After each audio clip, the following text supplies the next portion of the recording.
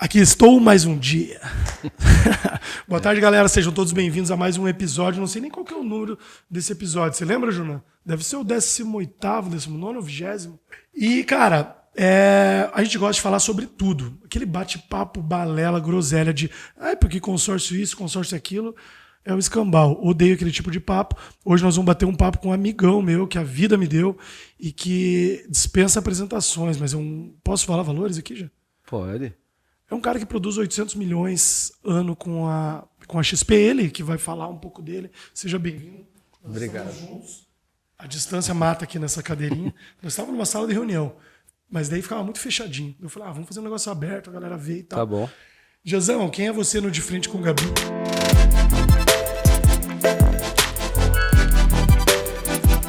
Cara, ó, só o primeiro ponto ali é que hoje a gente cuida de 800 milhões de reais. Porra. Senão, se gerasse, eu não tava aqui. Eu tava, acho que em Bahamas, né? Então... Ou na Indonésia. Mas a gente gera bastante. Gera bastante, mas hoje a gente cuida de praticamente 800 milhões. A né? carteira de vocês tem 800 milhões em ativos. Isso. Que chama? 800 milhões de reais sob custódia em ativos. Exatamente isso. Porra, como que funciona? Vamos já direto para a parte da grana, que é a parte mais massa. Como que funciona para um cara... Não o cara investir, mas como que funciona para o cara ser um cara da XP alta performance? Basta querer? Cara, é que a gente é um escritório que forma muito profissional, né? Boa. Então, se você pegar um gerente de banco, quem tem muita experiência já na área financeira, é um cara que ele tem mais facilidade de trazer a rede de relacionamento deles, né? Eles têm já uma base de clientes que eles conseguem tombar, que a gente fala, né? Digamos, né? Eu sou teu amigo há 20 anos, te atendi há 20 anos no Itaú. Se eu vou para a XP, fica mais fácil de eu trazer, né, a tua custódia, o teu dinheiro, cuidar do teu dinheiro, né? Então, fica mais fácil. O que a gente faz lá é um pouquinho diferente. Formar profissionais que eram piloto de avião, piloto de navio, advogado, dentista... Tudo que você imaginar. Engenheiro, hoje tem uns mais de 20. Então, a gente ensina a prospectar, ensina o processo comercial, como que faz o pós. Então, assim, o alta performance para XP é um número que muitas vezes é muito acima da nossa média. Aula. Né? Então, a gente tem a própria média e o próprio benchmark, né, nosso lá dentro, né, do escritório, para não gerar nenhum tipo de frustração, nenhum tipo de problema com o profissional. Costumo dizer, inclusive, que a expectativa, a frustração, né? A expectativa é a mãe da frustração. Então, se eu coloco uma expectativa muito lá em cima, falo, olha, na média aí, um cara de alta performance na XP capta 5 milhões por mês, se esse cara capta 500 mil no primeiro mês, ele vai achar que ele é um merda. E não é. Entendeu? 500 mil é dinheiro pra caralho. É muita grana. É muita grana. Para quem nunca fez isso... Meio milhão? Se perguntar hoje aí, para quem estiver assistindo, falar, cara, como é que você vai trazer hoje 500 mil? Muitas pessoas não sabem responder isso. Tua mãe tá com uma arma na cabeça da tua mãe. Você consegue trazer 500 mil? É difícil? É difícil, entendeu? Sem você ter experiência, sem você ter um relacionamento, ou tem um relacionamento, mas não tem experiência. Não tem a bagagem, o know-how. O cara fala assim, tá, por que eu vou te enviar 500 mil? Você acabou de entrar nessa carreira. Então pensa, para a XP hoje 5 milhões é o alta performance. Hoje, para nós, um bom número é perto aí de 600 mil, 700 mil, 800 mil. Quase 1 milhão. Por mês, para quem está começando. Top. Mas a gente tem assessores que performam 5 milhões por mês. Como que funciona o teu negócio ali dentro?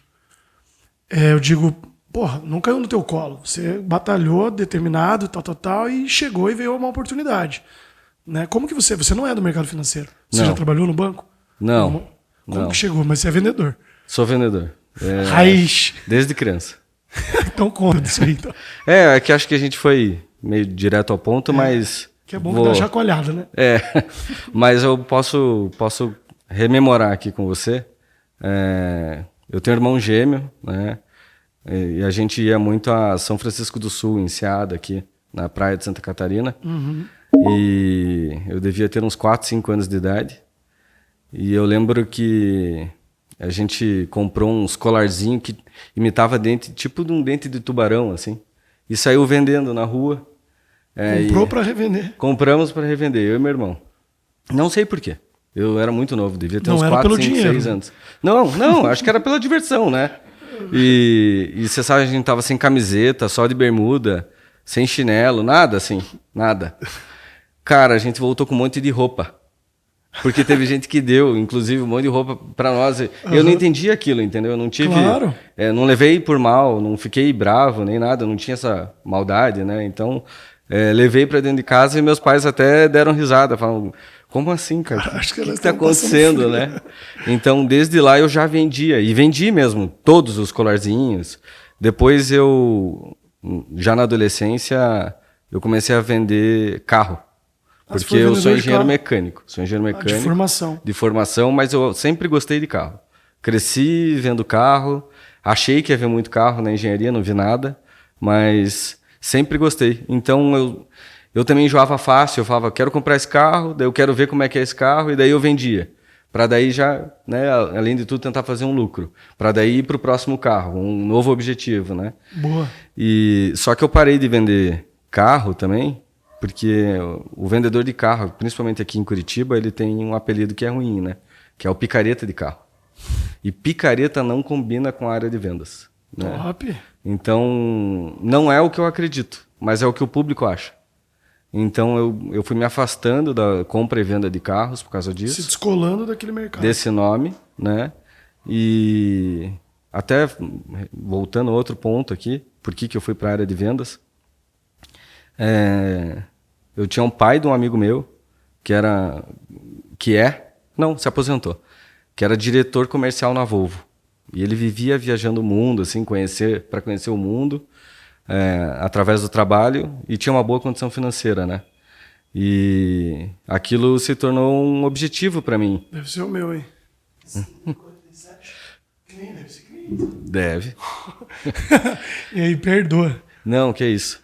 E aí, eu coloquei aquela carreira como se fosse um objetivo, assim, para mim. E o que o pai dele era? Era diretor comercial da Volvo. Ah, de pode crer. Primeiro de ônibus, depois de caminhões.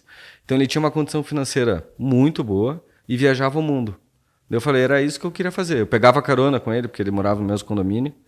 E aí eu lembro que eu falava para ele, né? Tio, o que você fez de formação, né? O que você estudou? Queria ter uma carreira, uma vida boa igual a tua, né?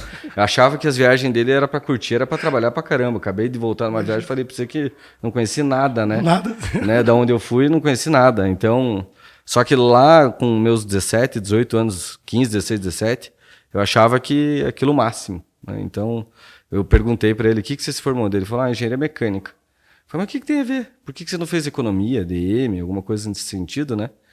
E ele falou, poxa, o engenheiro ele pode atuar em várias áreas. Ele pode ser engenheiro mesmo, mas ele pode trabalhar com vendas, ele pode trabalhar na área comercial. Eu falei, entendi, bom ponto. E daí eu lembro que eu fui falar com os meus pais, né? Meu pai é o japonês, minha mãe é polaca, né? Lituana. Lituana. E sempre foram muito rígidos, assim, com a minha educação, com os estudos, sempre. São muito legais, são muito de boa, mas com os estudos foram muito rígidos, sempre. E não é necessariamente o que eu penso, o que eu vou falar, tá? Mas eu lembro que eles falavam assim, ADM é curso para quem não sabe quem vai fazer. Vai fazer engenharia, então. Perdido. Daí eu não... De certa forma... Cara, eu não concordo muito, porque talvez eu tivesse cortado um caminho, se eu tivesse feito ADM, eu talvez tivesse me especializado na área de finanças. Não sei, a vida ia levar. Boa, mas entendi. Não tem muito certo e errado, entendeu? Uhum. Mas no final das contas não me arrependo de ter feito engenharia. Que a parte de engenharia de fato me levou para a área comercial, ele tinha razão, então o pai aí do meu amigo falou certo, né? Já que você quer ser vendedor. Nunca atuei na área de projetos, não, eu admiro, mas não gosto de fazer, não gosto de ficar na frente do computador, eu gosto de gente, eu gosto de viajar, eu gosto de relacionamento. Então, a engenharia me deu mais uma visão de solucionador de problemas. A gente passa minimamente 5, mas muita gente passa mais de 5 anos na faculdade de engenharia, né? Eu levei 6 anos e meio, não me formei com 5 anos. A maioria não se forma. Uma forma de assim. Falar que reprovou, né? Bastante. Educada. Eu provei, mas faz parte, cara. Saí mais maduro. Isso. Saí mais maduro. Uhum. Então, eu passei 6 anos e meio resolvendo o problema. Porque era tudo assim, resolva o problema, né? Então, acho que é essa a cabeça do resolva o problema, não interessa como. Né? O professor não está muito preocupado de fato, assim, no resultado final. Ele quer saber se você sabe resolver o problema. Então, assim, por mais que a resposta não tivesse muito certa, não era aquela resposta exata, e ó que é engenharia, né?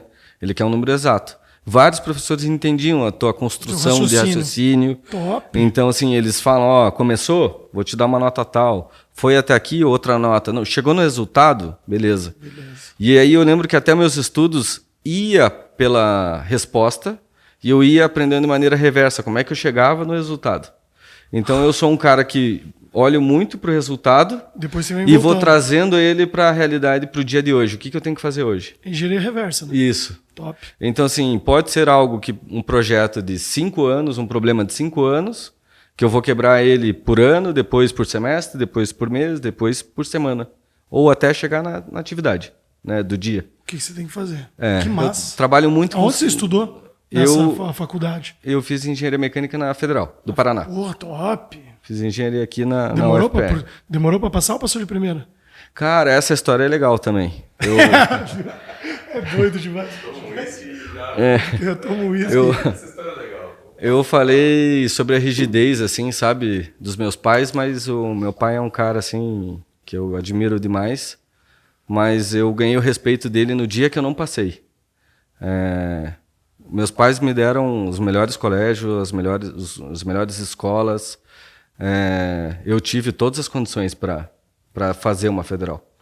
Só que era um ano assim de Copa do Mundo, como esse ano, e eu não queria nada com nada. Eu queria festa, eu queria farra, né? Que mané federal. Não queria estudar, cara. E eu sempre fui um ótimo aluno.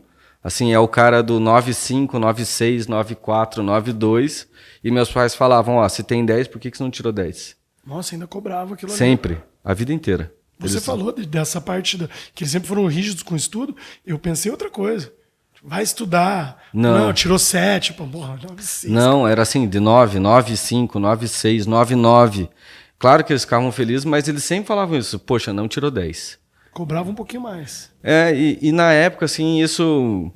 Eu não sei, acho que... Eu não sei que resultado que isso trouxe pra mim, né? Mas eu sou um cara, assim, super dedicado hoje. E quando eu não passei na Federal, eu fui contar pro meu pai no consultório do dentista dele lá, ele ficou muito bravo comigo. Ele falou, cara, você é um sem vergonha. Você sabia que não ia passar e não falou nada. Te dei do bom, do melhor, dei tudo que eu podia. Uma vez que eu precisei de você, você não cumpriu com a tua parte. Nossa Senhora. Ele falou isso pra mim. Daí chorei, fiquei bravo. Só que ele falou de uma maneira bem ríspida comigo, e eu lembro que eu terminei falando pra ele assim, olha, você é meu pai, mas eu não te dou o direito de você falar assim comigo. Ninguém pode falar assim comigo. Você conquistou o respeito. Sim, eu acredito que nesse dia sim. Porque eu fiquei muito chateado, muito bravo, pisasse, com você raiva. deixasse, daí você ia ser o cachorro dele. Modéstia sem Sim, falar, né? sim. Louco, Ele cara. foi muito duro, assim. Daí eu lembro que ainda falei, olha, eu não quero o teu dinheiro para nada. Eu vou pagar agora, então, um cursinho preparatório. E quando eu passar, eu vou esfregar na tua cara. Boa. Só que daí vem o resto da história, né? Eu fiquei praticamente 1 ano sem falar com meu pai. Putz. Aí eu virei office boy no escritório da minha mãe, que é advogada. Tinham outros advogados. Então, passava aí um período, não gigante, um período pequeno, fazendo lá os serviços de fórum e etc., para ganhar um troquinho. E não é pagar, mas eu ter pelo menos o sentimento que eu estava pagando, porque quem pagava de fato era minha mãe. Mas eu ter esse sentimento que eu estava pagando. Isso é mais importante do que o dinheiro comum, né? É o sentimento de que você está fazendo aquilo ali mesmo. Isso. Porque eu estava mais para estudar, né, naquele ano. Fiquei com raiva mesmo. Claro. Né? Eu queria mostrar que eu podia, né? E acho que meu pai sabia que isso... Claro que ele não queria fazer desse jeito, mas isso sempre pegou para mim. Eu sempre peguei ar com essas coisas, entendeu? Sempre fui do cara que comprava. Hoje eu já não faço mais, mas naquela época isso sempre me pegou. O cara que me subestima, o cara que me menospreza. Esse é o cara que eu meio que queria mostrar que eu podia. Que você pode. Hoje eu já faço mais por mim, mas naquela época isso funcionava. E aí eu lembro que quando eu passei no vestibular, eu passei para o segundo período. Eu estudei pra caramba, naturalmente eu passei, porque eu levei a sério. E aí eu lembro que eu fui falar com meu pai. E aqueles sentimentos de raiva e tudo tinha passado, sabe? Me emocionei, chorei pra caramba. Falei, pai, passei, tá aqui. Então eu tava com raiva dele na hora lá. E você não sabe, meu pai, assim, depois comprou um super carro, né? Nem precisava, mas como eu adorava carro, ele foi lá e me deu um carraço, cara, assim, um importado muito legal. Cara, às vezes a parada de passar era muito mais dele do que tua. Era. E aí eu Louco tenho isso, parentes também que moram nos Estados Unidos. Como eu passei pro segundo semestre, eu ia ficar 6 meses sem fazer nada. Ele falou, cara, eu vou te mandar pra tua tia lá também, fique 6 meses lá, vai curtir, vai aprender. Passa 6 meses nos Estados Qual Unidos. que você perdeu ano passado com a Copa?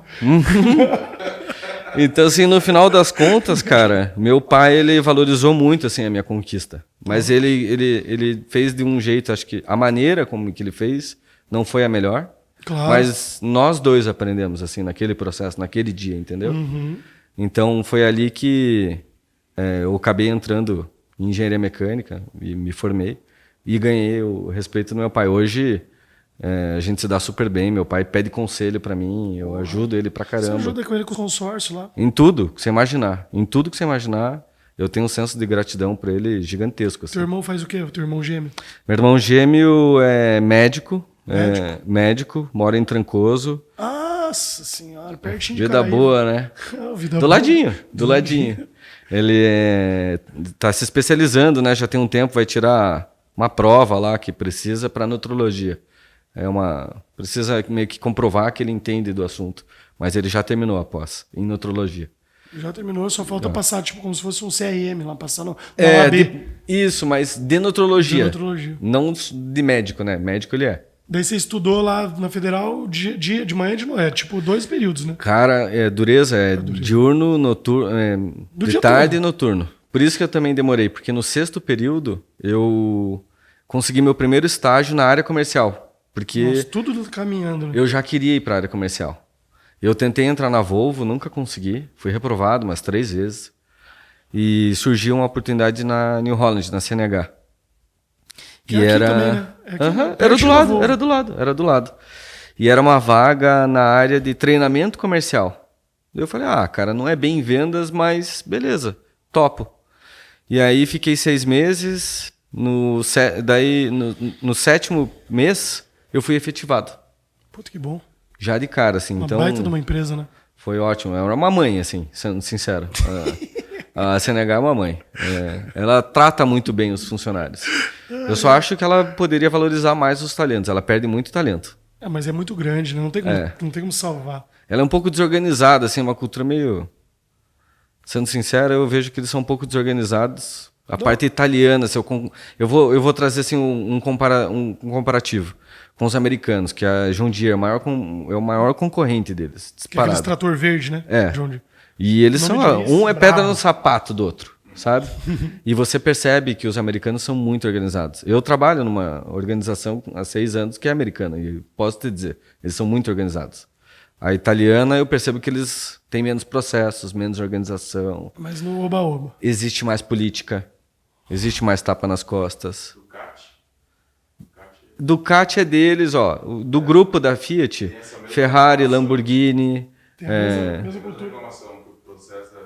Que são latinos e blá blá blá, não ligam, não levam a sério os processos. Disciplina, não tem disciplina para organização. Eles são muito movidos à paixão, assim, sendo sincero, sabe? Coraçãozão. Sangue quente, eles Mas são. italiano é assim, nós somos assim latinos aqui, né? Então, assim, é uma crítica construtiva que eu tô fazendo, não é para denegrir, porque eu gosto da empresa. Somos nós perto deles. Eu gosto muito da empresa, mas aí os valores vão mudando. 5 anos depois eu pensei que não era mais aquilo para mim. Mas voltando ali pro 7º período meu da faculdade, eu tive que viajar a América Latina inteira. Brasil e América Latina. Foi onde eu conheci o mundo. Cheguei no objetivo que eu falei para vocês, que eu queria conhecer, trabalhar, vizinho, ganhar. Pai do teu amigo. Isso, cheguei lá. Então eu ganhava bem para isso. Trabalhando na New Holland? Na New Holland. Então eu passei a viajar o Brasil inteiro, conhecer o Brasil que muita gente não conhece. A gente acha que tudo é capital. Eu passei a conhecer o interior do Brasil, né? De cabo a rabo, do Rio Grande do Sul ao Pará. Foi para Belém do Pará, não, né? Tipo, Ananindeua. Nossa, Imperatriz no Maranhão. Cara, tem muita cidade, assim. Quantos anos você tá, Jean? Tô com 33. Nossa, novo, né? 33. Caraca, Ananindeua. Eu trabalhava na linha de produção, vendia lixa. E as maiores lixas de moveleiro, assim, quem comprava era uma empresa de Ananindeua. Eu lembro que eu fazia a notinha assim, colocava, né? É longe, hein? Porra, Ananindeua. É longe. Era PA, uma coisa assim. É longe, cara. Mas foi muito legal para conhecer o Brasil, de fato, a cultura por estado. E isso me ajudou muito depois no futuro, como vendas mesmo, de fato. Porque sentar na mesa, né? Não, você começa a perceber melhor o público, você começa a perceber melhor cada cliente, porque você tem eu tenho o meu juízo, eu tenho a minha história, mas você tem a sua. E aí cada região tem o seu modo de pensar, tem o seu modo de agir. Culturalmente falando. Isso. E aí se você tirar o teu viés e passar a ouvir mais o que o cara tem para te dizer, sem julgar de fato, você pode não concordar, mas pelo menos você tem que ouvir. E aí, a partir do momento que você ouve e entende, você sabe, inclusive, vender melhor para esse cara. Boa, né? Que é o principal, né? Então, assim, isso me deu noção de mundo. Né? Esse trabalho na New Holland me deu noção de mundo, pelo menos da América Latina. Me deu. Isso é tudo Peru? Cara, não. Chile, Uruguai, Argentina, Paraguai. Conheci alguns peruanos e bolivianos, cubanos. E o Brasil, muito. Qual que é a diferença, tipo, por exemplo, do sei lá, o cara lá em Ananindeua e o cara, sei lá, no interior do Rio Grande do Sul? Boa. Também não é juízo de valor. Claro, mas bate-papo. É uma questão de oportunidade. O pessoal no norte tem menos oportunidade que o pessoal do sul. Né? Então, isso que todo mundo fala é verdade. Sim. Nós somos privilegiados de morar no sul por uma questão de conhecimento. Tá? De conhecimento, de informação, não necessariamente de sabedoria.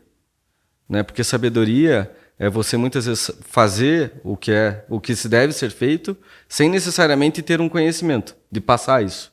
Você né? tem que ir lá e fazer. É sabedoria assim, de um senhor que não estudou nada, nunca estudou formalmente, mas ele tem muita sabedoria. É o cara que você fala assim, nossa, eu nunca parei para pensar nisso. Então é um cara sem estudo, muitas vezes, que se você ouvir o que ele tem para ele vai te ensinar. Mas ele tem para te ensinar. Isso é sabedoria. Top. E para nós aqui para baixo é muito mais conhecimento. E manda no jogo, digamos aprendizado. assim. Sabe? A gente tem escola, querendo ou não. O deles é muito mais escola da vida, o nosso é muito mais a escola formal. Não quer dizer também que a gente é mais feliz do que eles. Felicidade é estado de espírito, né? Não tem nada a ver uma coisa com a outra.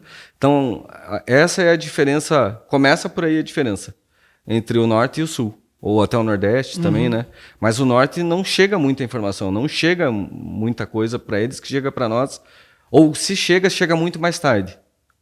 É igual você quer um comparativo, o nível de conhecimento e de informação que chega nos Estados Unidos ou no Japão frente ao que a gente recebe. Tá. Nossa, que aula.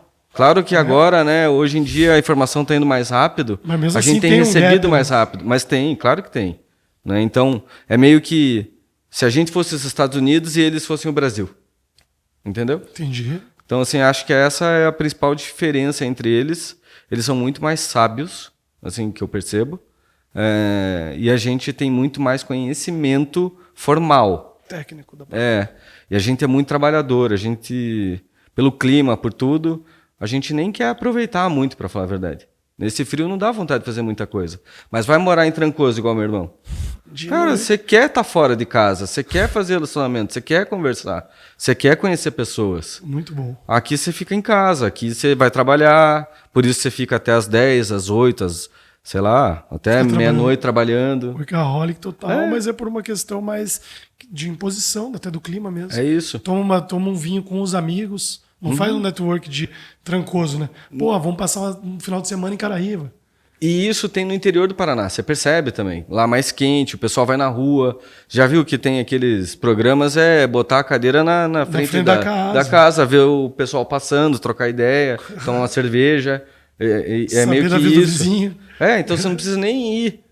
pro norte do país para entender essa diferença. A diferença tá bem pertinho. Né? E eu acho que o clima faz muita diferença também. O frio judia, né? Ele judia, mas ele também te obriga, querendo ou não, a estudar mais. Ele não é que ele te obriga, ele te leva de maneira intuitiva ou sem você inconsciente a você fazer coisas mais dentro de casa. Estudar mais, ver mais televisão, ver mais filme, ver mais série. Se você vai morar num calor, você não quer ficar fazendo muito isso. Meio-dia em Trancoso. Pai, vou ler um livro. Nunca. Pode ser, cara, mas é menos, né? Entendeu? É menos. Entendeu? Então, assim, acho que o clima influencia muito a nossa cultura. Você vê como olha a diferença de culturas, né? Uhum. Então a gente tem diferença ou por criação, ou por clima. Tudo isso influencia, né? Então, e conhecer esse Brasil desse jeito me ajudou a vender. Você ficou 6 anos conhecendo? Deu 5 anos. 5 anos. 5 anos. Viajando, tipo, todo mês viajar. Era praticamente 2 semanas sim, 2 semanas não. Por isso que eu também demorei mais para me formar. Porque eu não estava na aula. Agora que eu entendi que você vazava e daí não que eu também fosse um aluno excelente. Tinha vezes que eu reprovava porque não entendi mesmo, não estudei. Mas muitas vezes eu reprovava por falta. Reprovava por falta. Muitas vezes. E aí demorei 6 anos e meio. Por isso que eu não fiquei bravo de demorar. Acho que foi bom, foi ótimo para mim, assim, sabe? Quando você chegou no... Beleza, você passou lá, você ficou daí 6 meses nos Estados Unidos? Sim. Que cidade? Quantos anos você tinha? Eu tinha 19 para 20 anos. Uma flor da idade. 2008. 19 para 20 anos. 20 anos. Morei em San Diego. Califórnia. Aham. Top. Muito legal. Então, agora olhando esse link que você fez lá do Brasil e dos Estados Unidos. Em 2008, nem existia, né? O WhatsApp não existia, com certeza. Não. Mas a internet era bem normal. Não, mas funcionava legal. Mas e lá era quando você já conhecia os Estados Unidos? Não? Já. Ah, tá. Já, mas eu tinha ido com 7, 8 anos. Não tenho grandes lembranças. Ali que eu conheci de fato a cultura. Você ficou 6 meses lá dentro. Aham. Daí você vivencia o que faz a gente conhecer é conhecer o cara, né? Que nem você falou do cara lá do norte, de Belém, lá de Naindeu. Pô, o senhor é sábio. Porque você conversou com um cara de lá que o cara realmente é sábio. E é isso que faz conhecer o lugar, né? Você pode falar. Mas a tua pergunta é aí. Qual que o link lá daí que você comparou não, que é uma palavra meio forte. Os Estados Unidos com o Brasil. A informação hoje é muito mais rápida. Uhum. Você ficou 6 meses lá. Daí você viu lá, sei lá, determinada coisa, um Nike, um tênis, vamos falar do Nike. Um Nike tal, Nike Shox, eu acho que tinha na época, talvez seja, não sei. Quanto tempo demorou para chegar esse tênis no Brasil? 2 anos? Porque daí você entra numa parte que é atividade física, sacou? Aqueles corredores que os caras investem na atividade física das pessoas, né? Desde a criança. Deixa eu pensar no que de repente você viu e falou, vi... porra, agora que eu tô vendo isso aqui. Não, eu posso ir já para uma outra linha que estava muito à frente, está acontecendo no Brasil agora. E, de novo, talvez inconscientemente, na época não tinha essa atenção, mas pensando aqui com você, me veio à cabeça. A facilidade de empreender lá. Era muito fácil, ridiculamente fácil. Assim, meu primo, um dos primos, eu tinha 3 primos morando lá, um voltou para São Paulo, mas um deles trabalhava numa empresa e decidiu empreender no final. Para ele abrir uma empresa assim, era uma coisa de um mês, nem isso, uma semana, nem isso, cara, era muito fácil. E lá todo mundo empreende. Você não tem assim a CLT aqui, CLT. Não existe isso lá. Não existe. O cara ganha por hora trabalhada, né? Por hora trabalhada, por dia trabalhado, por semana trabalhada. Ele que administra o dinheiro dele. Eu até fui muito atrasado. Fui tentar trabalhar num restaurante. Não poderia, porque eu estava com visto de estudante, mas um japonês topou. Por uma semana fiquei trabalhando num restaurante lá. Porque eu fui pra lá e falei Vendeu pra ele, né? Vendeu. Não, eu lembro que meu pai me mandava uma grana, mas eu queria aproveitar mais, né? Daí eu falei, não vou pedir mais, eu vou tentar trabalhar aqui, né? Claro. Aí eu fui trabalhar num restaurante como garçom, eu queria, porque eu sabia que ganhava bastante comissão, né? Top. né? Eles pagam muito tips, né? Que é gorjeta. Gorjeta. E os americanos são generosos nesse sentido. Eles não ligam de pagar. Né? Tem uma Então, economia forte pra caralho, né? então para eles é costumeiro. Assim, é um costume, faz Precisa parte pagar, da já cultura. faz parte. É feio você não pagar. E aí, se o cara te atende bem, cuida de você bem mesmo, de fato. Por que você não vai pagar, né? Por que não, cara? Né? E assim, e isso vai direto pro cara. Não vai pro dono. Não vai pro dono, que nem aqui, Não, né? Aqui ainda tá. é pro cara. Né? Então, eu quis essa vaga, não me deram. Eu fiquei limpando o chão, fazendo arroz, não sei o quê. Fiquei uma semana e não deu certo, mas... Aprendeu. Aprendi, ganhei um troco. O cara me pagou em dia, bonitinho. Recebi por uma semana. Mas não tinha uma CLT, não tinha nada, sabe? Então, por um lado, tem gente que gosta dessa segurança. Eu entendo. Eu entendo quem é seletista. Eu já fui seletista. Mas hoje, para mim, não faz sentido. Foi por isso que eu decidi, inclusive, sair da New Holland. Porque você fala, poxa, era tudo que você queria. Era a carreira que o cara tinha falado lá para você. Por que você não tentou ser diretor?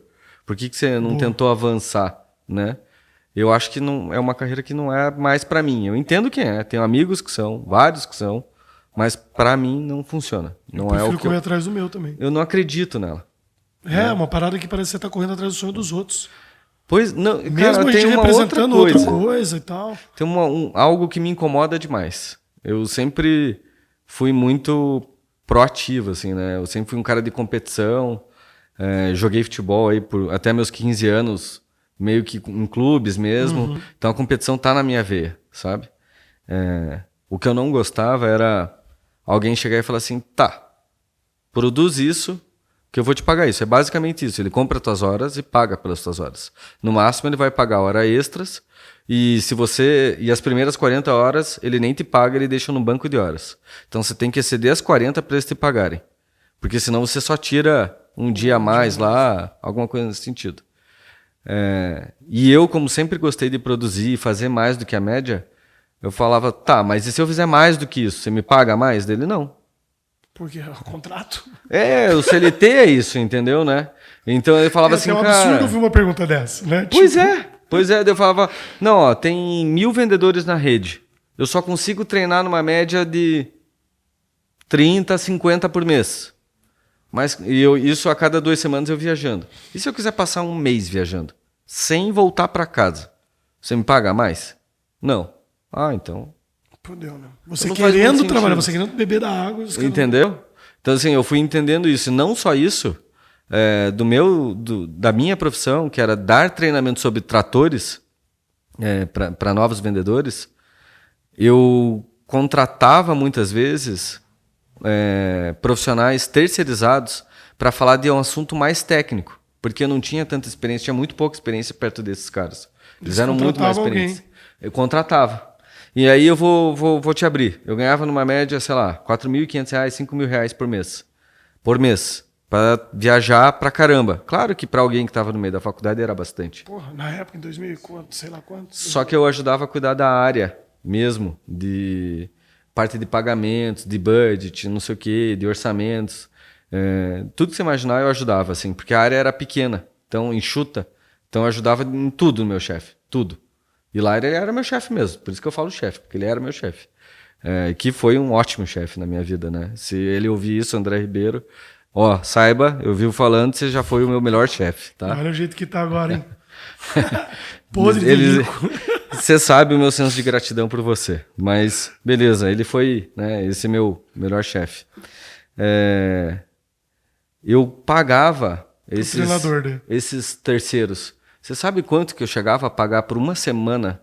20 conto. 20 pau. É o preço do mercado. R$20.000. Eu ganhando... Beleza, eu sou bem menos experiente, beleza. Mas se esse cara faz 4 treinamentos no mês, se ele decide fazer o que eu falei de passar um mês fora, tchau. Esse cara fazia R$80.000, eu faria 4.750. Falava, cara, mas como assim? E aí vinham vários materiais de fora, trator, vinham importados... e com outras línguas, eu tinha que traduzir eles inteiros, falar com o pessoal da engenharia, montar manual de vendas em português e passava para esse cara.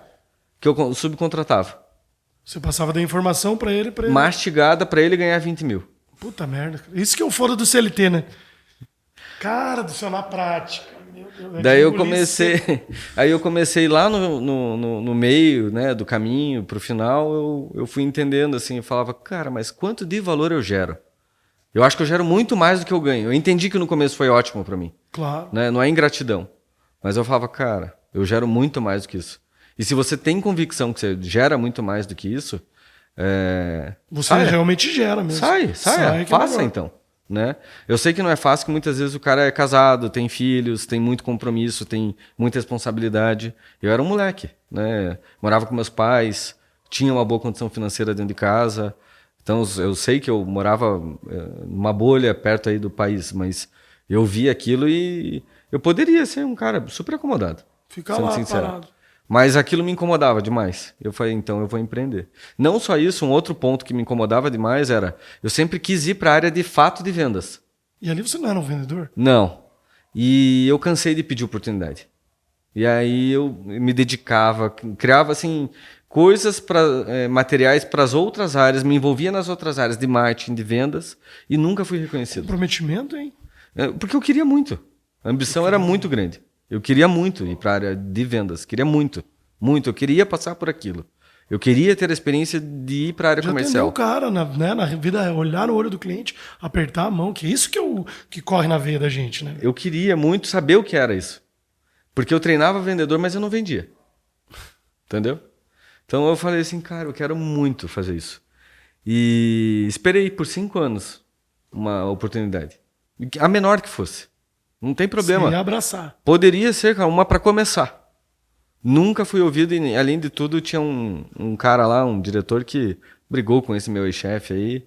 E, além de tudo, pegou no meu pé, cara. Então, tudo me desmotivou a sair. Eu vi que tinha um pouco de política, né? Esses tapas nas costas que eu falei. Muitas vezes era um amigo, um conhecido. Mas ninguém falava isso, né? Isso era velado, ninguém falava na cara um do outro, assim, o fulano lá é amigo tá sendo beneficiado. Mas você percebia, eu trabalhava com os caras, né? Então, você via o resultado, não era grandes coisas. O dealer falava dessas pessoas, não necessariamente bem, né? Uhum. Daí você falava, poxa, eu queria entrar nessa vaga então, né? E eu não ficava falando mal de alguém, mas eu esperava abrir uma vaga e sempre me candidatei. Nunca tive uma oportunidade. Eu trabalhei no Santander há alguns anos e a política é muito parecida. O espanhol também tem essa parada meio que do italiano. Né? É meio que uma bagunça organizada, digamos assim, e tem muito dos beneficiados. Porra, eu vou com a tua cara e pá. E, na verdade, o gestor que assistir, você tem que ir com a cara de quem vende, né, velho? De quem tá entregando. Não dá pra ir pra cara pra ir lá comer picanha e tomar cerveja no final do dia. Não pode, né, cara? Não deveria. Não deveria, na minha opinião. Porque daí é a tal da meritocracia, que aí vou te contar onde é que eu fui pra vendas. Mas, né, só pra eu finalizar o assunto da CNH, de novo, não quero parecer ingrato com a empresa que me deu a oportunidade. Tá em casa, irmão. Né? Eu lembro que na minha saída eu falei lá no RH sobre isso, mas assim, o que eu gostaria, pelo menos, é ter tido uma oportunidade, uma entrevista. De alguém sentar e me ouvir, entendeu? Que você, no A1, você ia levar, né? É isso. Não quer dizer assim que ele tinha que me dar a vaga, não é isso. Uhum. Eu acho que assim, lá na minha juventude ali, né, na minha inexperiência, eu pensava isso. Que alguém tinha que te dar. Tinha que me dar, né? Que quando você é muito jovem, você é muito arrogante. Você começa a ter um certo prestígio, um certo resultado, você acha que você é melhor do que todo mundo. Então, assim, eu fui, com certeza. Mas hoje eu reflito lá, olho para trás e falo, poxa, talvez se alguém tivesse me entrevistado, pelo menos isso, eu talvez tivesse ficado, me motivado, falar, cara, não fui tão bem nessa entrevista, vou me melhorar para ir na próxima. Tá até hoje lá. Mas eu nunca fui ouvido. Entendeu? Então aí eu falei. Eu dou risada porque todo mundo passou por isso. É foda. E eu vi muita gente boa embora da CNH por causa disso.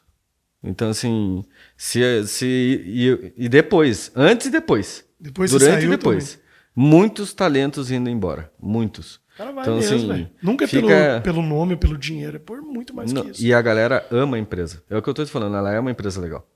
Mas, assim, tem esses problemas aí, né? E aí ali eu falei assim, cara, se ninguém tá me dando uma oportunidade na área de vendas, sabe o que eu vou fazer? Vou abrir uma empresa e vou cuidar da área de vendas. E você é o vendedor. Né? É claro. Claro. Eu falei, vou fazer isso. Eu vou cuidar disso. Claro, tesão. Essa veia empreendedora. Essa parada que, porra, ninguém me chama para um podcast, eu vou fazer um podcast. Pois é. Pois é. Claro. E tudo começa, a projeção, né? Vem lá da tua ideia, né, Claro. cara? Vem de lá, começa de lá. Pensamento é a força criadora. Vem de lá. Não tem o que dizer, né, cara? Então, obviamente eu era inexperiente, mas eu fui aprendendo durante esse processo da vida, né? Da área de empreendedorismo, assim, eu fui adquirindo mais experiência. Aí abri uma empresa de LED, junto com outros 2 sócios, que está vivo até hoje. É cliente, inclusive, do escritório da JFK. Presto consultoria para eles comercial, hoje. De lá, eu também tive uma empresa de eventos para o mundo agro. O mundo agro, que já era o teu mundo. Porque eu contratava muito esses caras, sabia a grana que envolvia e sempre os treinamentos que envolviam antes desses eventos, tipo AgriShow, Expo Inter. E aí, só que eu não demorei para entender que eu não queria mais aquilo. Eu fiz mais assim por querer empreender qualquer coisa, dizer que era empreendedor, mas não estava mais no sangue. Então fiquei pouco tempo nisso, fiquei muito mais na empresa de LED, que está viva, a de eventos também, que é a Agropromo, está indo super bem com o Fabiano, está viva. Pô, você deu uma alavancada, né? Um monte, não uma alavancada, não é nem ajuda, né? Mas você fez várias coisas, né? Tipo, as coisas continuaram, né? O que é legal é isso. Hoje Tesão eu olho para isso. trás, assim, eu tenho esse sentimento, assim...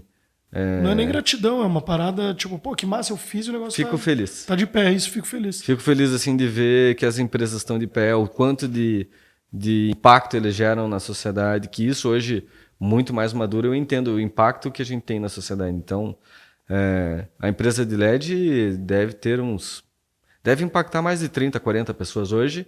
A gente começou numa sala bem menor do que essa. Hoje é uma empresa que fatura mais de 10, bem mais. Deve estar na casa aí de uns 20 milhões de faturamento hoje. E começou com 3 moleques de 19 anos, 20 anos. Basta ter a ideia, foi o que você falou. Não, de 20 e poucos anos, né? Então, do nada, sem nada, com 15 mil reais a gente começou. Nossa, faturando 20 milhões. Entendeu? Tá bom, então, né? foi o acerto que eu recebi da New Holland quitando o carro que eu tinha. Então, eu quitei o carro, o que sobrou foi o que eu coloquei na empresa, que era 15 mil. E daí Começou ficou com o carro assim. quitado pra você correr. Daí eu vendi, porque para empreender não tem como ter vida boa, né? Eu tenho boas condições em casa, mas não sou herdeiro, né? Então, uma coisa era a condição que eu tinha boa, mas grana mesmo, assim, pesada, nunca recebi. Vou te assim, dar uma empresa. ó, tô aqui, uma montoeira de dinheiro e começa. Não. Foi com essa grana. Tudo começou com essa grana. 15 né? conto. 15 conto. Tudo começou com 15 mil. Depois, quando eu saí dessa empresa, eu recebi a minha parte. Aí fui para... Entrei no ramo nada a ver de roupa. Confecção ou venda? Venda multimarcas, assim. A empresa tá viva também. Vendi para um outro amigo meu, que era meu maior fornecedor. Hoje esse cara tem 17 lojas. Nossa. Deve faturar na casa dos seus 60 milhões hoje. Também é cliente.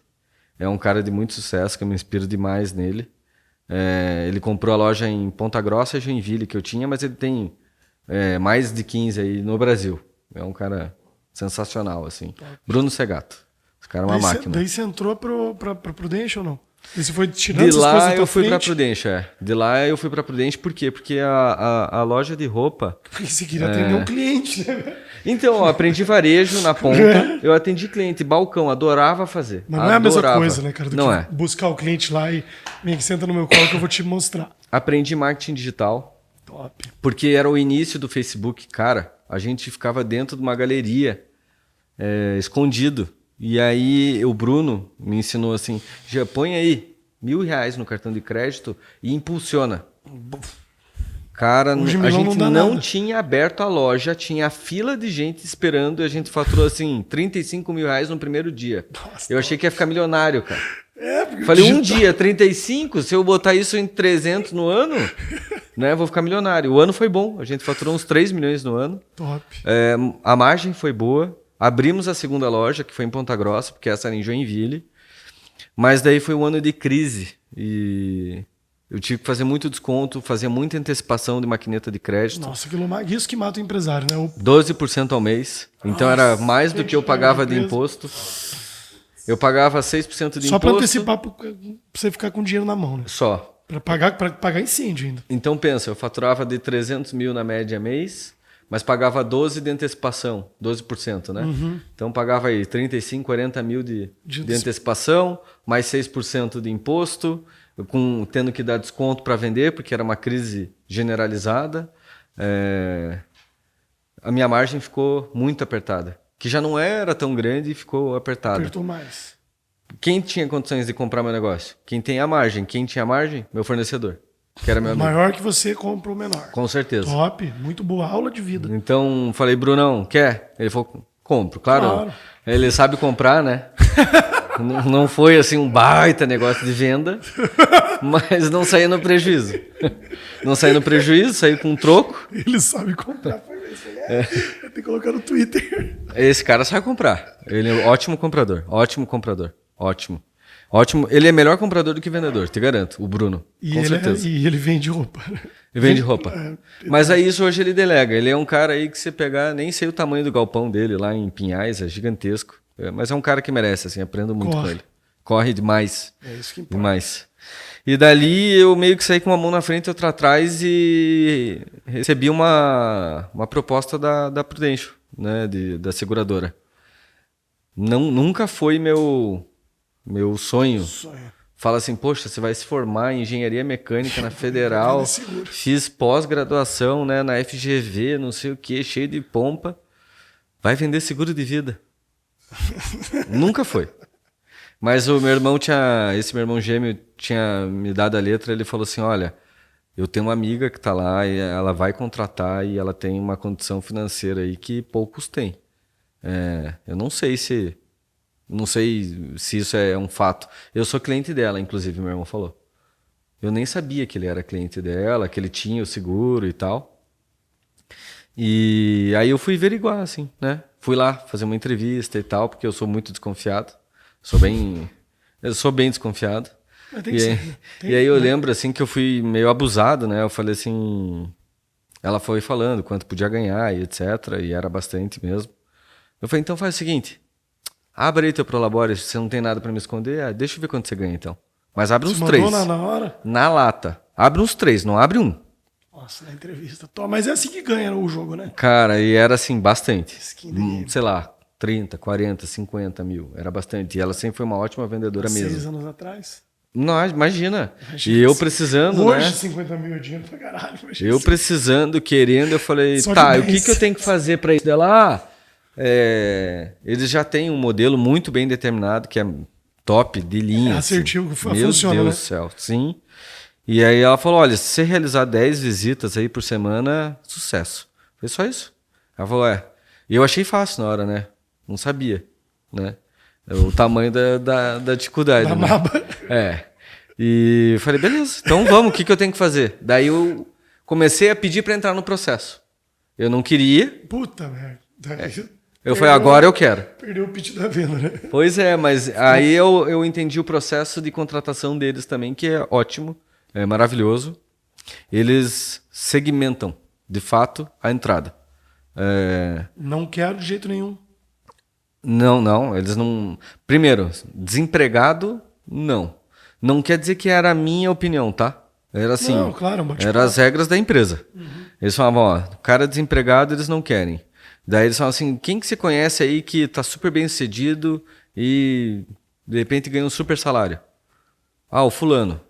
Traz ele aqui. Não, mas muito difícil trazer ele. Não, eu quero esse cara. E muitas vezes eles conseguiam levar muito cara, assim, fora da... eu já vi um ex-Danone lá, diretor comercial da Danone, que fazia 30, 40 e foi para Prudential. Né? Porque entendeu, e hoje ele deve fazer mais de 100. Está morando em Brasília hoje, conheço ele. Né? Então, faz tranquilamente mais de 100. Tranquilamente, não precisa correr tanto, né? Não, ele já correu muito. Então daí agora o negócio já anda, já vem. É que eles vão pondo dentro de um processo, etc.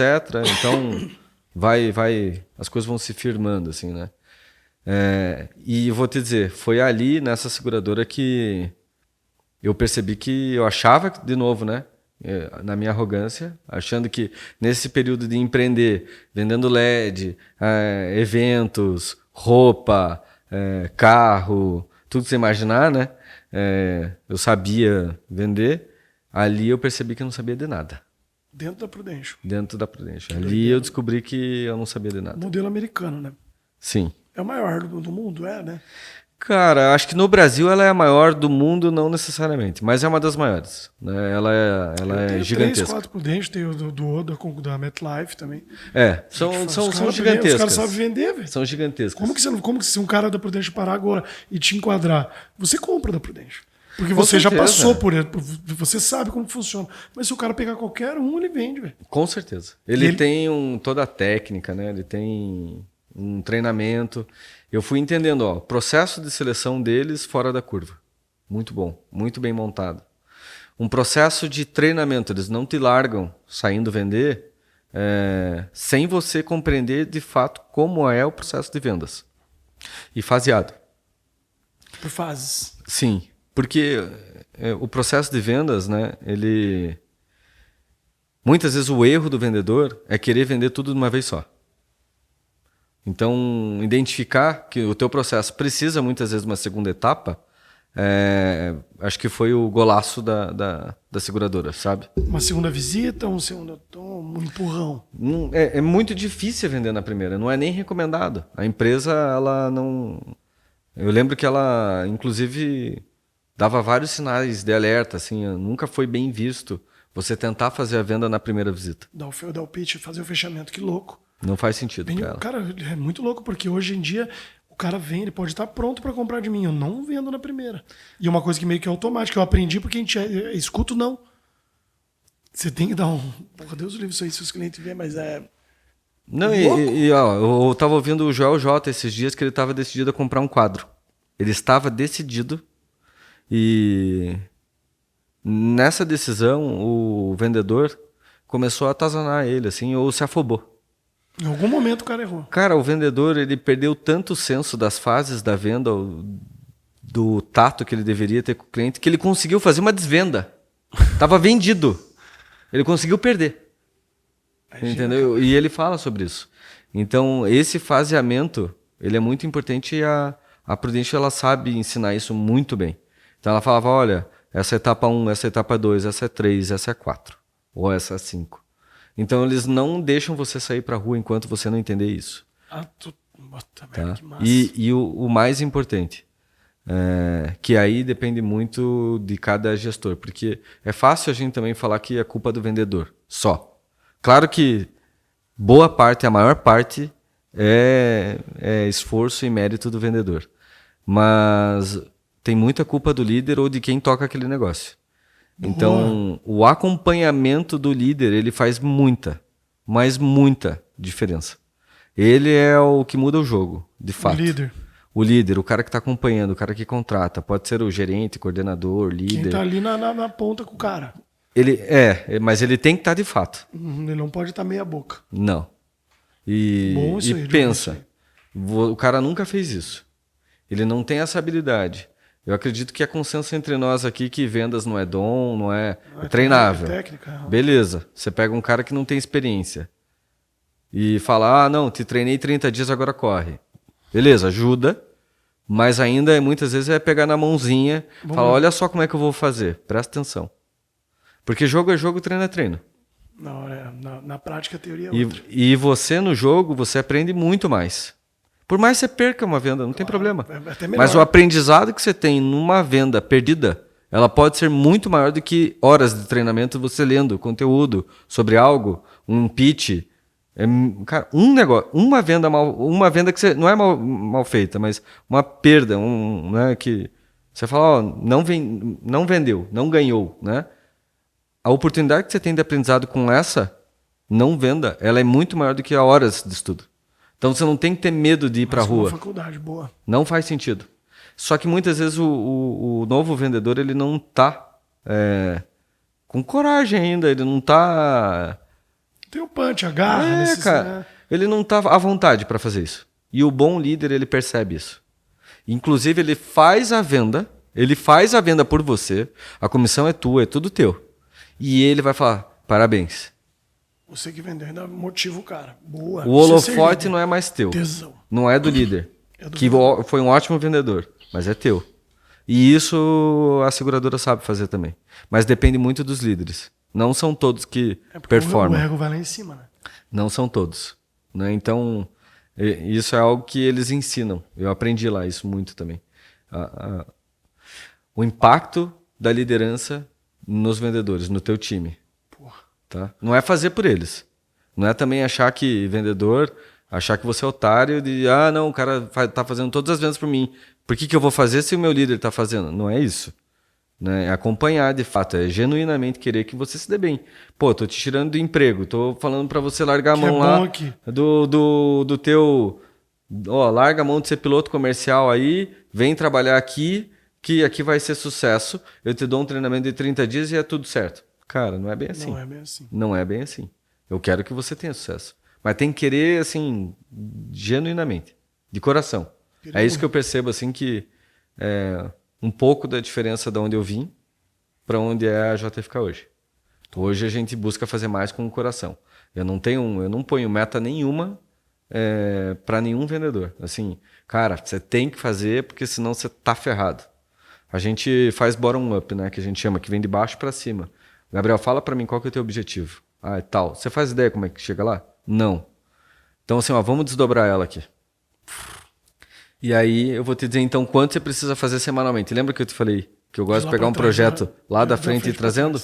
Ótimo. Então, a gente vai chegar semanal e aí eu vou te ajudar a chegar. Diário e tal. Mas não vou fazer para você. Mas vou te dizer o que precisa ser feito. Então, e a tua meta, ela soma com a das outras pessoas, com os outros vendedores, que compõem a meta, muitas vezes, de um líder, e a meta de todos esses times compõe a meta, hoje, da JFK. Da empresa. Poxa, mas como um todo. se o da empresa é X e o dele só deu meio X, o que você vai fazer já? O problema é meu, não é teu.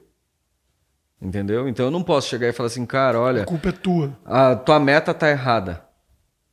Então é isso que eu acho que é um pouco diferente, assim, de onde eu vim para onde a gente tá. Eu acho que, assim, para dar continuidade, só finalizar o raciocínio, eu falei muito do assessor, né, do vendedor pro cliente. Agora eu vou dar um outro exemplo, né, de um diretor para um líder. Né, para um gerente que seja. Um cargo de confiança para um... Tá. Pode ser uma comunicação que você queira passar algo de cima para baixo ou até um feedback de baixo para cima, né? Tanto faz. Tanto faz. Né? Eu posso estar chateado com alguma situação, eu posso não ter gostado de alguma situação, eu posso não ter concordado com alguma situação, mas lembra da história do meu pai? Ele é meu pai. Mas a maneira como ele fez... Deixou vocês sem falar um ano. E não só isso, cara. Eu não permito isso. Assim, eu me dou respeito. Você perde a pessoa, no caso. Você perde respeito por mim, entendeu? E eu tenho respeito por mim. Então, se meu pai não fala assim comigo... Quem é o... Cara, ninguém pode. Não, e não quer dizer assim, sou eu. Eu também não posso falar com ele do jeito que ele falou comigo.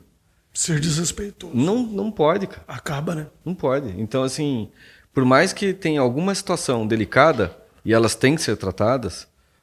a maneira como a gente tem que falar, aí pode ser como se fosse com um familiar. Né? Por mais que seja meu pai, que eu falei, né? Mas, poxa, um amigo meu, um par meu, um liderado meu, não me dá o direito de eu tratar ele ou falar com ele de um jeito como se não fosse um familiar. Se você não trata assim teu pai, não trata assim um irmão teu, não trata assim uma mãe sua, por que você está tratando de outro jeito, cara? Um cara que trabalha com você. Um cara que é teu sócio. Você tem que trabalhar e você tem que tratar igual. Não interessa. Se é a moça que está limpando a louça, lavando a louça, limpando o banheiro, cara, ninguém te deu o direito de você fazer isso. E não é nem só por direito. Não questão existe de respeito. É isso, velho. Não faz o menor sentido, entendeu? Então, acho que nisso, a parte assim, de família, o tratamento pode ser. Não necessariamente a relação, assim, sabe, de dia a dia, É meu pai, então pode fazer o que quiser. É meu irmão, então pode fazer o que quiser. Acho que isso que o Benchmark quis dizer, sabe? Eu quero acreditar que é isso. Claro, entendi completamente. E é exatamente, com certeza é isso. Porque você é uma linha muito, muito tênue, né? Porque você está vibrando numa parada que é, além de energia, cara, é dinheiro, né, velho? Você não pode dar um vacilo que você pode perder uma negociação muito boa. Em que sentido? Eu tô com o cliente aqui, beleza. Ah, tá. O vendedor tá com o cliente, o vendedor tá ali com o cliente, e é uma venda fechada, e eu vi aquilo ali tudo acontecer e o cara acabou perdendo a venda, por que ele fez com o GeoJ. Desvendeu, como você falou. Uhum. Como que eu vou tratar o cara mal por conta daquilo ali? Ele deixou dinheiro na mesa, o erro é meu como líder, mas eu tenho que tratar ele como se ele fosse o meu irmão. Pô, vamos lamber as feridas sim. E vamos se ajustar. Eu acredito que seja levando para esse lado. Claro que tem momentos que você... Né? Ah, cara, assim, é tentar não fazer, né? Então, eu entendi. Tentar não fazer. Eu entendi o que você quis dizer. Mas o líder, que é um bom líder, de fato, ele até deixa muitas vezes o cara errar. Porque errar faz parte do aprendizado. Vou te dar um exemplo. Você é pai, né? Eu não sou, mas você é. Teu filhinho anda de bicicleta? Anda. E ele anda de rodinha? Anda. A hora que ele tirar a rodinha, em algum momento ele vai tomar um tombo. Vai, tem que deixar. Faz parte, cara. Você não vai estar lá toda hora para ficar segurando que ele não tome um tombo, entendeu? Tem que deixar. E por mais que você esteja vendo ele no parque, faz parte, velho. Né? Tipo, ele precisa passar por aquilo muitas vezes. Entendeu? O vendedor é a mesma coisa. Não, Só que a maneira como você vai falar com ele, você não precisa chegar lá e falar assim, porra, como é que você perde essa venda? Você é muito burro. Cara, não. Como é que você não sabe andar de bicicleta? Não faz sentido, né? Isso que eu quero dizer, não é isso. É mais fácil lamber as feridas, trazer o cara pro teu game. Isso. Falar é muito difícil fulano, ser cá. assim, né, cara? No meu business ainda é muito difícil. E eu estou escutando pessoas como você, com alguns mentores que eu tenho, que eles falam para mim que é para pensar muito como um negócio. Cara, mas porque eu penso muito como como é que o cara... Porque para mim é muito fácil, sabe? Sim. E daí como que o cara perde $500 000, o cara que já tá fudido? Sim. Sabe? Eu entendo sua frustração. E o cara deixa $500 000 na mesa. Tipo. Eu entendo sua frustração. Mas eu tenho que pensar como um negócio, por quê? Porque não é o Gabriel. É só um negócio, quem perdeu foi ele. Eu também perdi, óbvio. Mas é mais fácil eu levantar uma pessoa e, ter um amigo para sempre do que fazer o que teu pai fez, por exemplo. Sim. E é muito difícil para mim hoje. O Rafael já viu. É cada quebra-pau que dá ali dentro que... Cara, então olha só. Eu acho que os vizinhos fecham os ouvidos aqui, tá ligado? Mas não... Mas não pode, óbvio. Eu acho assim que o grande segredo mesmo, da relação entre líderes e liderados é comunicação. Só que a comunicação, ela tem que ser assertiva. O que eu quero dizer? E o tom também tem que ser certo. O tom... Eu costumo brincar que eu falo assim, cara, eu posso mandar alguém tomar no cu se eu fizer com o jeito certo. Se eu fizer do modo certo. E que essa pessoa vai falar, beleza, eu vou ali e já volto. Brincadeira. Vai aceitar, né? Pode crer. Eu sei que eu estou usando um exemplo meio bobo, mas funciona. Eu vou na prática. Então, assim, eu acho que o tom, a maneira como você fala, ela muitas vezes, ela é mais importante do que a mensagem. O corpo fala. Muito mais do que a palavra. Boa. 85% é o corpo, né? Eu não sei o percentual, mas eu sei que o corpo fala bastante. Eu concordo com isso. Uma coisa assim, daí 7% é outra coisa, 7% é a fala, uma parada assim. Então, assim, em resumo, né? Eu acho que você não pode ficar frustrado, bravo, né? Eu acho que se você tiver um tom, assim, de conselho, de acolher, de falar, cara, olha, perdeu? Beleza, deixa eu te dizer uma coisa. Você também pode ser firme com um tom bom. O que eu quero dizer? Falar assim, fulano, olha só, você faz ideia por que você perdeu essa venda? Tem noção? Você tentou fazer isso aqui antes? Você fez do checklist aqui, você fez isso? Não. Você quebrou o gelo? Não. Você falou mais... Abordou positivamente? Uhum. Falou mais do que o cara? Não. Perguntou, fez as perguntas. Esse cara é casado? Você sabe se esse cara tem filho? Você sabe a profissão dele? Então, assim, tô dando uns exemplos meio bobos, assim, que... Mas eu tô entendendo, faz todo sentido. E aí o cara, ele começa a perceber muitas vezes. Onde que ele errou. E ele não vai errar de novo.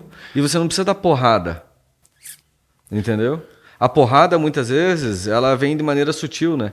Entendeu? É pior, né? É isso. Eu prefiro levar a porrada do que. Pô, mas você não quebrou o gelo, você não abordou positivamente. E vou te dizer, o maior aprendizado que eu tive, tenho falado isso para alguns amigos aí próximos, um dos maiores aprendizados que eu tive nos últimos 12 meses, tá? Disparado. A partir do momento... Eu era um cara muito cabeça dura, assim, muito persistente. Tão persistente que muitas vezes... Era insistente. Difícil de mudar. Não, mas persistente mesmo, cara, porque não era bom. Demorou para eu perceber que o jeito que eu tava fazendo não era bom, sabe? Eu sempre fui um cara muito reativo, muito bravo, muito enérgico. E demorei para aprender algumas coisas, né? E o aprendizado que eu tive, que eu gostaria de passar, é que quando eu passei a baixar a guarda de fato, mas assim, de coração mesmo. Baixar mesmo. Baixa a guarda, cara, baixa a guarda. Ouça o que o cara tem para te dizer. Você não precisa concordar. Ouça. Beleza. Baixou a guarda. A chance que você tem de aprender com qualquer pessoa ou com qualquer situação, o teu conhecimento, o teu aprendizado, ele se torna PG. Ele não é mais aritmético, ele se torna uma curva. Você começa a ficar muito cabeçudo. Você começa a falar assim, meu Deus, como é que eu não percebi isso antes? Como é que eu não entendi isso antes? Tava tudo às claras. Tudo. Então, assim, boa. Vou falar com um cara, vou falar com o meu liderado. Baixa a guarda, cara. E isso deixa um flow gigantesco entre coisa os dois. Acontece, né? O cara vai te procurar numa boa para falar assim, confiar. Gabriel, olha só, como é que eu faço isso aqui, cara? Porque ele percebe que você... Ele sabe que você sabe mais, que você tem mais experiência, que você pode contribuir, mas você permite que ele faça isso. Porque se você vai toda hora de guarda alta para dar porrada, ou ele vai fugir, ou ele vai pra porrada com você. A partir do momento que você baixa a guarda e fala, cara, fala, deixa eu ouvir. Você pode não concordar, que eu falei, você não pode não concordar, tá tudo bem. E depois você vem com o feedback, né? E as pessoas gostam de feedback. Boa. Baixou a guarda, cara, é onde você vai aprender pra caramba. Você, principalmente você, que acha que tá ensinando. Entendeu? O líder, né? Ele acha que ele... Bom, e na verdade você escuta, dá o teu feedback, tá tudo certo, vida que seguiu. Muito isso. bom. Porque você já sabe o que você vai falar pra pessoa. Só que é o tom que você falou, né? Muito mais importante do que o texto que você tá... Mas pega um detalhe, assim, cara, do que o cara tem pra te ensinar. Então, eu vou exemplificar esse caso. Vamos a fundo, né? Um cara que perdeu uma venda, muitas vezes, ou não performou naquele mês do jeito que você gostaria, o Gabriel gostaria, não, né, não o ele, vendedor, né? Mais uma pergunta, assim, simples. Você perguntou pro cara... Como é que tá a vida dele? Como é que tá a casa dele? Como é que tá a filha dele, o filho dele? Você sabe se de repente alguém faleceu lá dentro da... Porque as pessoas Aconteceu não... alguma coisa, né? Você não sabe. Você e tá nem ali perguntou. pelo resultado, né? Você nem perguntou sobre isso. E aí, se você perguntar e dar a oportunidade desse cara falar e ele se sentir confortável, seguro para falar, talvez você tenha muito a aprender. Se você tiver a atenção para aprender. Pro cara. Porque muitas vezes você vai ter um aprendizado de vida. Assim. Vou dar um exemplo Claro. que eu ouvi sobre isso também. Tinha um amigo entre 4... Tinha uma equipe de 4 profissionais e um estava sobrecarregando os outros 3. Porque ele estava indo menos, aparecendo menos, entregando menos. E naturalmente isso gerou insatisfação nos outros 3. Um dia perguntaram para os caras lá, né? Então, assim, os caras já estavam bravos, fazendo a caveira dele, falando pro gestor, cabeça rolando, é a dele. Um dia perguntaram pro cara, o que tá acontecendo? Do nada, né? Tipo... Finalmente alguém fez a pergunta. Né? Cara, minha mãe tá com câncer, tô ajudando a cuidar dela, ela tá passando por uma fase muito difícil, eu tô com a minha filhinha assim, assado,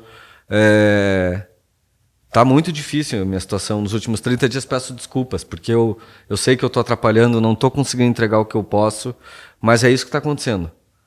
A partir do momento que você faz isso, os outros caras falam assim, cara, deixa eu te falar uma coisa, eu quero que você, segunda e sexta, não venha, e eu vou fazer para você.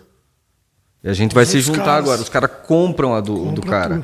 Assim, o que era insatisfação gera motivação. Não, mas não precisa ser culpa. Pode ser motivação. Mas é motivação. Melhor Falar, cara, eu vou te ajudar. A gente é um time, a gente é unido, né? Eu sou teu par. Mas tudo começou quando o cara baixou a guarda, perguntou, passou a entender. Às vezes então, o problema é nosso, né? Opa! Que do cara que não tá performando. Com certeza. Entendeu? Então. O nosso trabalho é muito mais desenvolver o cara, né? Do que cobrar resultado. Cobrar resultado qualquer um cobra. Isso um é computador, fácil. né? Isso é fácil. Até mandar um e-mail. Isso é fácil. Top. Então, assim, acho que é muito mais nessa linha. Eu tentei dar um exemplo final disso que eu tô falando. Claro, muito bom. Porra, deu aula aqui, velho. Mas eu espero ter ajudado. Pô, você deu. Que gostou, João? Gostou mesmo? Foi o melhor podcast que eu fiz, velho. Pô, obrigado. Você é muito bom, cara, muito bom. Que aula, hein, Jean? Passa tuas redes sociais aí pro pessoal, teu Instagram, LinkedIn, etc. Jean Hamamoto, tudo junto no Instagram. Eu tenho 2 contas, mas uma é o Jean Especialista Financeiro, ele deve desaparecer em breve. Vou ficar só com a pessoal mesmo, até porque eu tô saindo da ponta, né, do atendimento de ponta. Tô abrindo mão da minha carteira aí da seguradora e também dentro da corretora, então da XP, da Prudential. Vou ficar mais na parte da gestão, que acho que é onde eu posso contribuir mais hoje. Então vou ficar só com o Instagram. No LinkedIn é só G Hamamoto mesmo, G com J e Hamamoto com H, nas 2 redes sociais. Então Instagram e LinkedIn. E e-mail é hamamoto.g@gmail, se alguém quiser. Se alguém quiser ser contratado aí por um cara pica. A oportunidade está aberta sempre. Sempre. Para bons talentos. Para gente boa é isso. Mas assim, não é nem só gente boa, cara. Gente de bons valores. Boa, é mais interessante, valores, né? Cara, vou te dar a última então, tá? Que eu aprendi lá há pouco tempo atrás. Que tem super a ver com performance também. Tem um gráfico que ele pensa num gráfico nos 2 eixos, né? Um eixo performance no de baixo e no outro é confiança. Vou fazer para você aqui, top. Tá? Então performance e confiança. Divide ele por 4, onde eu tenho caras menos performáticos e com baixo nível de confiança. Embaixo, bem embaixo no gráfico. Isso. Mesmo. Esse é o que você não quer. Você não pode nem confiar, ele nem performa. Porque nenhum dos 2 o cara tem. Você não quer nada disso. Tá. Aí você tem o cara que performa. Ele é altamente performático. Mas ele tá longe do gráfico da confiança. Mas você não confia nele. Esse é o verdadeiro câncer. Você tem que fazer a cirurgia, você tem que cortar, por mais performático que ele seja. Ele te entrega metade do resultado, mas ele acaba com a tua cultura. Porque ele não acredita em você, ele não confia em você. Ele não confia nos teus valores. E aqui em cima, você tem um cara que ele é altamente confiável, mas ele não é tão performático. Mas você confia nele. Esse cara tem que manter. Pode ficar com ele. E o cara aqui, altamente performático e altamente confiável, claro, essa é a joia da coroa. Você sabe quem contrata assim? Quem? SEALs, Navy SEALs, a Marinha da Marinha Americana. É altamente confiável, vem antes da performance. Eles não querem o cara fortão, gigantão. Não é isso, é confiança. Porque eles falam assim, cara, para quem você teria coragem de delegar a tua esposa e teu filho? A pergunta é essa. Não é pro mais performático. Não, é pro cara que você confia, cara. É pro cara mais confiável. Muito bom. Nossa! Tá?